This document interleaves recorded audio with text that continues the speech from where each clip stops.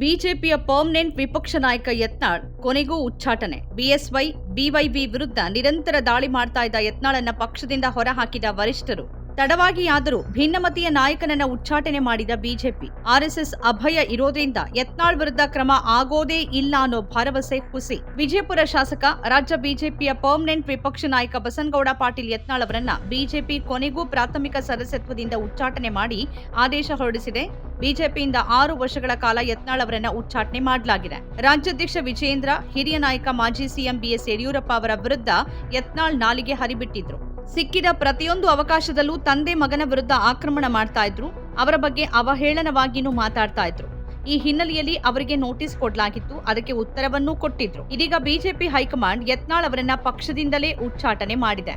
ನೋಟಿಸ್ಗೆ ಯತ್ನಾಳ್ ಕೊಟ್ಟಿರುವ ಉತ್ತರದಿಂದ ಬಿಜೆಪಿ ಹೈಕಮಾಂಡ್ಗೆ ತೃಪ್ತಿ ಆಗಿಲ್ಲ ಅಂತ ಅವರನ್ನ ಉಚ್ಚಾಟನೆ ಮಾಡಲಾಗಿದೆ. ಇನ್ನು ಅವರ ಶಾಸಕ ಸ್ಥಾನಕ್ಕೂ ಕುತ್ತು ಬರತ್ತಾ ಅನ್ನೋ ಪ್ರಶ್ನೆ ಶುರುವಾಗಿದೆ. ಸದ್ಯಕ್ಕೆ ಆ ಸಮಸ್ಯೆ ಇಲ್ಲ. ಶಾಸಕ ಸ್ಥಾನದಲ್ಲಿ ಅವರು ಸ್ವತಂತ್ರವಾಗಿ ಮುಂದುವರಿಬಹುದು. ಒಂದು ವೇಳೆ ಪಕ್ಷದ ಚಿಹ್ನೆಯಡಿ ಗೆದ್ದಿರೋದು ತನಗೆ ಬೇಡ ಅಂತ ರಾಜೀನಾಮೆ ಕೊಟ್ರೆ ಶಾಸಕ ಸ್ಥಾನ ರದ್ದಾಗಿ ಪುನಃ ಚುನಾವಣೆಗೆ ಹೋಗಬೇಕಾಗಬಹುದು. ಉಚ್ಚಾಟನೆ ಆದೇಶದಲ್ಲಿ ಏನಿದೆ? ಪಕ್ಷದ ಕೇಂದ್ರ ಶಿಸ್ತು ಸಮಿತಿ 2025 ಫೆಬ್ರವರಿ 10ರಂದು ನೀಡಿದ್ದ ಶೋಕಾಸ್ ನೋಟಿಸ್ಗೆ ನಿಮ್ಮ ಪ್ರತಿಕ್ರಿಯೆಯನ್ನ ಪರಿಗಣಿಸಿದೆ ಮತ್ತು ಹಿಂದಿನ ಶೋಕಾಸ್ ನೋಟಿಸ್ಗಳಿಗೆ ಪ್ರತಿಕ್ರಿಯೆಯಾಗಿ ಉತ್ತಮ ನಡವಳಿಕೆಯ ಭರವಸೆಗಳನ್ನ ನೀವು ನೀಡಿದ್ದರೂ ಕೂಡ ಪಕ್ಷದ ಶಿಸ್ತನ್ನ ಪದೇ ಪದೇ ಉಲ್ಲಂಘನೆ ಮಾಡ್ತಿರುವುದನ್ನ ಗಂಭೀರವಾಗಿ ಪರಿಗಣಿಸಿದೆ. ಆದ್ದರಿಂದ ನಿಮ್ಮನ್ನ ಪಕ್ಷದ ಪ್ರಾಥಮಿಕ ಸದಸ್ಯತ್ವದಿಂದ ತಕ್ಷಣದಿಂದ ಜಾರಿಗೆ ಬರುವಂತೆ 6 ವರ್ಷಗಳ ಅವಧಿಗೆ ಉಚ್ಚಾಟಿಸೋಕೆ ನಿರ್ಧರಿಸಲಾಗಿದೆ ಮತ್ತು ನೀವು ಇಲ್ಲಿಯವರೆಗೆ ಹೊಂದಿದ್ದ ಯಾವುದೇ ಪಕ್ಷದ ಹುದ್ದೆಯಿಂದ ನಿಮ್ಮನ್ನ ತೆಗೆದುಹಾಕಲಾಗಿದೆ ಅಂತ ಬಿಜೆಪಿ ಕೇಂದ್ರ ಶಿಸ್ತು ಸಮಿತಿಯ ಕಾರ್ಯದರ್ಶಿ ಓಂ ಪಾಠಕ್ ಯತ್ನಾಳ್ಗೆ ಬರೆದ ಪತ್ರದಲ್ಲಿ ತಿಳಿಸಿದ್ದಾರೆ.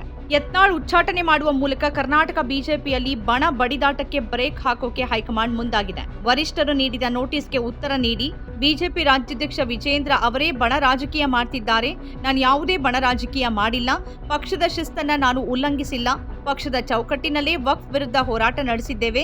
ಪಕ್ಷಕ್ಕೆ ಧಕ್ಕೆಯಾಗುವಂತಹ ಯಾವ ಕೆಲಸವನ್ನು ಮಾಡಿಲ್ಲ ಅಂತ ಯತ್ನಾಳ್ ತಿಳಿಸಿದ್ರು ಅಂತ ಹೇಳಲಾಗಿದೆ. ವಕ್ಫ್ ಕುರಿತ ಹೋರಾಟವನ್ನ ಉನ್ನತ ನಾಯಕರು ಸಮರ್ಥಿಸಿದ್ದಾರೆ. ಬಿವೈ ವಿಜಯೇಂದ್ರ ಏಕಪಕ್ಷೀಯ ನಿರ್ಧಾರವನ್ನ ಕೈಗೊಳ್ತಾ ಇದ್ದಾರೆ.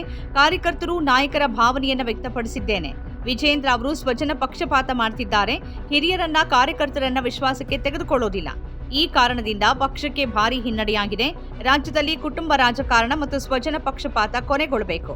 ಹೀಗಾಗಿ ವಿಜಯೇಂದ್ರ ಬದಲಾವಣೆ ಅನಿವಾರ್ಯ ಅಂತ ಯತ್ನಾಳ್ ಪ್ರತಿಪಾದಿಸಿದ್ರು. ಬುಧವಾರ ತನ್ನ ಉಚ್ಚಾಟನೆ ಆದೇಶ ಬರುವ ಸ್ವಲ್ಪ ಮೊದಲು ಮಾತನಾಡಿದ್ದ ಯತ್ನಾಳ್ ವಿಜಯೇಂದ್ರ ವಿರುದ್ಧ ಗಂಭೀರ ಆರೋಪ ಮಾಡಿದ್ರು. ವಿಜಯೇಂದ್ರ ಅವರೇ ಬಿಜೆಪಿ ಸೋಲಿಗೆ ಕಾರಣ.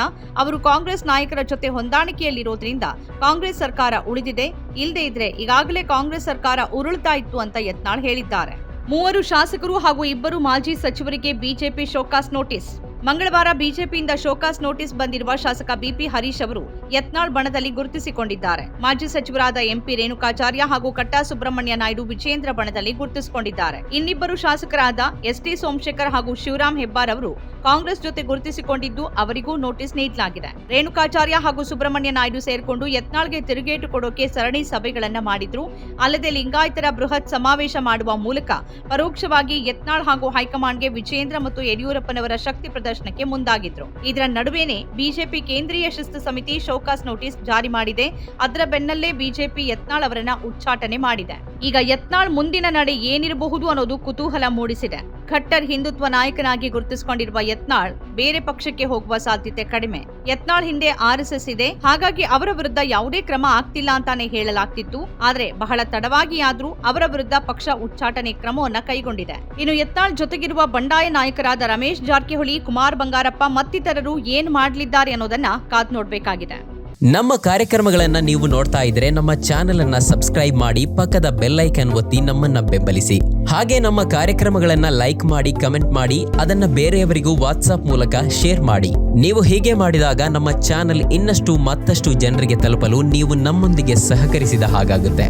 ಇದು ನೀವು ಯಾವುದೇ ಖರ್ಚಿಲ್ಲದೆ ಕೆಲವೇ ಸೆಕೆಂಡುಗಳಲ್ಲಿ ನೀಡಬಹುದಾದ ಸಹಕಾರ. ಧನ್ಯವಾದಗಳು.